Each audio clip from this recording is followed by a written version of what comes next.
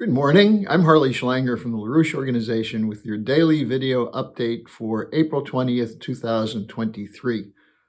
I'd like to begin by thanking our regular viewers as well as those who are new to our updates for joining us and for posting on our websites and for sharing these videos. It's important that we have a growing number of people in the United States and in the world who are taking up the ideas that the Schiller Institute is putting out there. The attack on the deep state, the global financial elite, the corporate cartels. This is one place you can turn to for an open dialogue. And it's crucial that you use all opportunities to do that. As many of you know, on Fridays, I take your questions. You can send them to me at harleysch@gmail.com, and we'll be doing that tomorrow. You can see from the number of speakers, the variety of speakers, the quality of speakers who took part in our last conference last weekend, as well as from events in the world, that the ideas that we're responsible for and the ideas that we're injecting into the public debate are making a difference. And we're challenging the bankrupt establishment and overturning their efforts to control you through censorship and lies. So we're making a difference, and your involvement is key. So sharing these ideas with others is a crucial effort. Don't be discouraged if they don't respond immediately.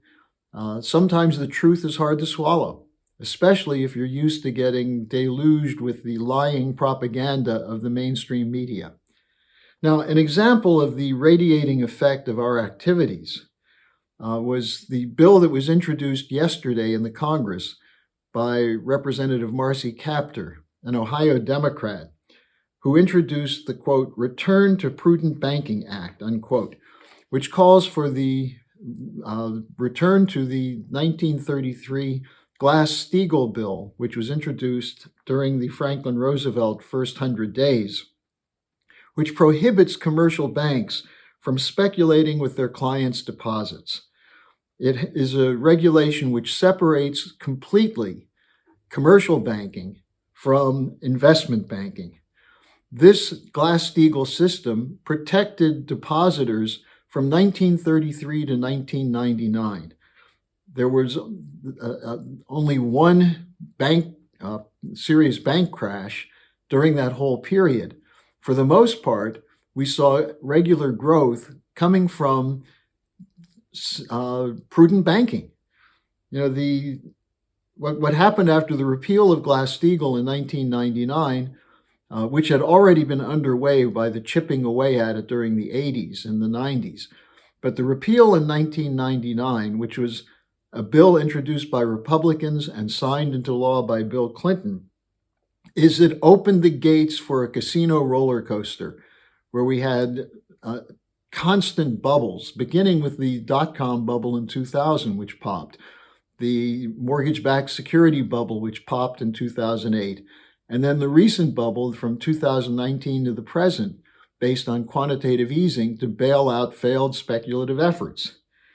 So the return to Glass-Steagall is the first of Lyndon LaRouche's 4 laws as the basis for restoring banking, which is committed to investment in physical economic production. Now, here's what Kaptur said in announcing the introduction of her bill, which reserves government's role for the protection and encouragement of savings and eliminates the addiction to bailing out speculators. In her announcement, she said, quote, the legislation has been endorsed by the Schiller Institute and the AFL-CIO. The 2008 financial crash nearly took down our entire economy and led to the Great Recession, wiping out the income and savings of many Americans.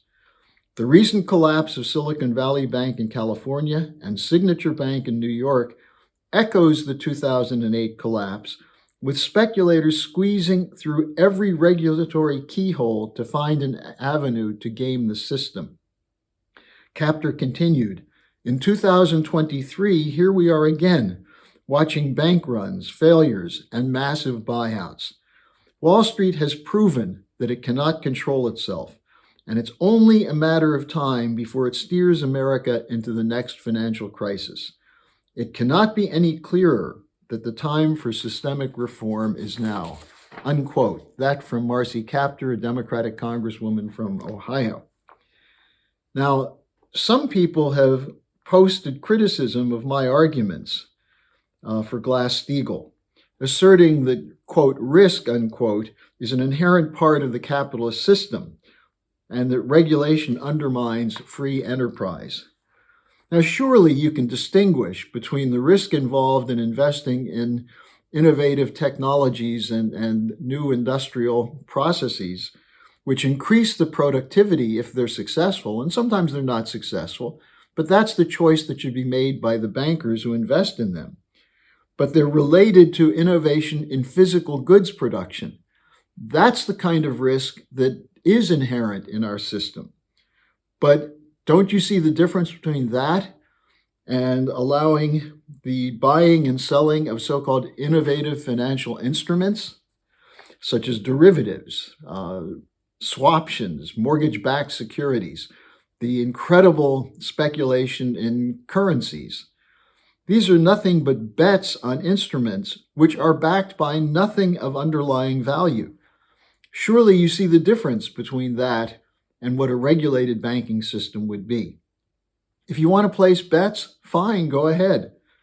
But you can go to an investment bank, but with no guarantee of a government bailout. In fact, no bailout at all.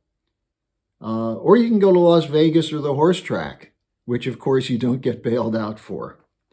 Now, most of the world is moving away from the casino economy.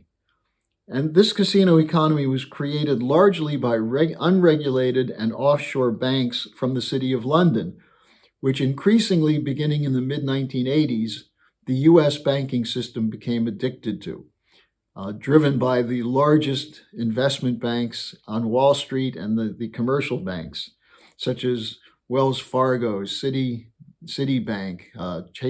JP Morgan Chase Bank, and so on. These institutions took off in speculation after 1999, after the repeal of Glass Steagall. As a result, there were bailouts, massive bailouts in 2008, and then again after 2019. And along with these bailouts was a deindustrialization. That is, banks stopped lending to industry, stopped lending to small business. This created inflation. Now, my question is, where are the rest of the Democrats who say they support the little guy? What about the Republicans in Congress who say they're for credit for business, small business, and so on? This bill is an obvious solution to the crisis caused by the Federal Reserve and private banks, which have run wild since 1999. Now, this policy of the speculative casino economy is one of the key drivers of de-dollarization.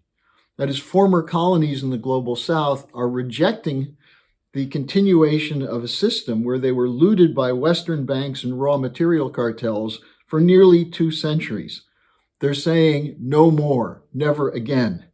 They want real development, which is not possible within the present economic paradigm in the Western world.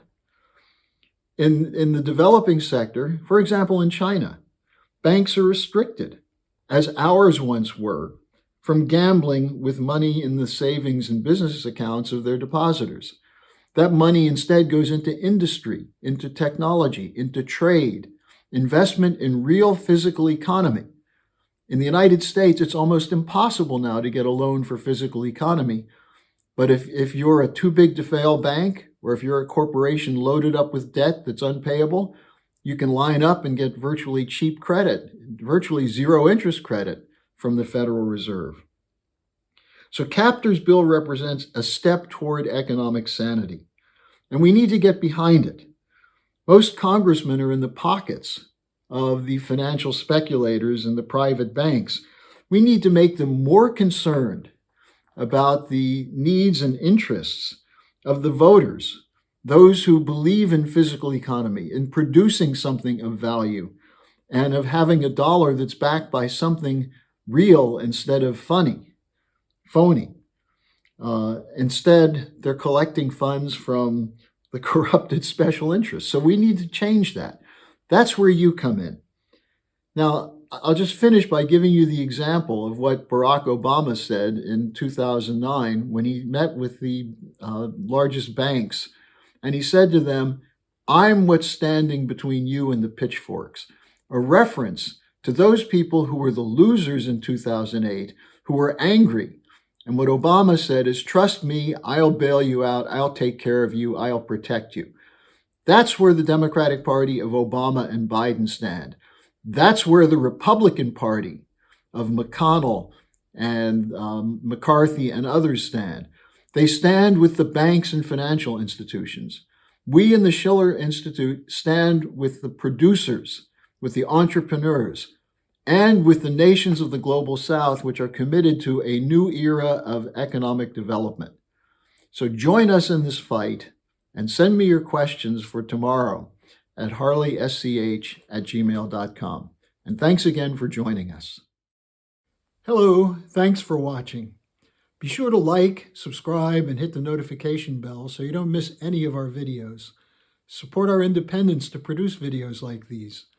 Become a member of the LaRouche organization at thelarouche.org/member. By becoming a member for $25 or more, you'll get special access to the EIR Alert Daily Briefing and Weekly Magazine, which is what I read to stay on top of things.